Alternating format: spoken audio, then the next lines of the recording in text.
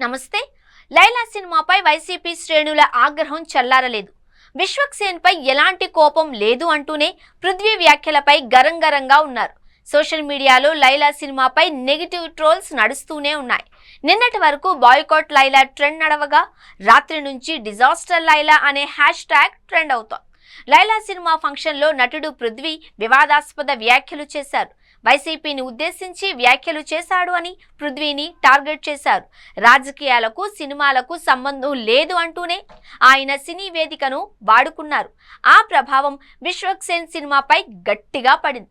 విశ్వక్సేన్ కూడా క్షమాపణలు కోరారు. పృథ్వీ లైన్లోకి వచ్చారు. తన వ్యాఖ్యల్ని ఉపసంహరించుకుంటున్నాను అని, ఎవరి మనోభావాలైనా దెబ్బతింటే క్షమాపణ చెబుతున్నాను అని వీడియో రిలీజ్ చేశారు. ఇకపై బాయ్కాట్ లైలా అనకుండా వెల్కమ్ లైలా అనాలి అని, సినిమాను పెద్ద హిట్ చేయాలి అని పిలుపునిచ్చారు. అయితే పృథ్వీపై చాలా మందికి ఇంకా కోపం చల్లారలేదు. దీంతో ఈ రోజు రిలీజ్ అయిన లైలా సినిమాపై డిజాస్టర్ లైలా అనే హ్యాష్ ట్యాగ్ ను ట్రెండ్ చేస్తున్నారు.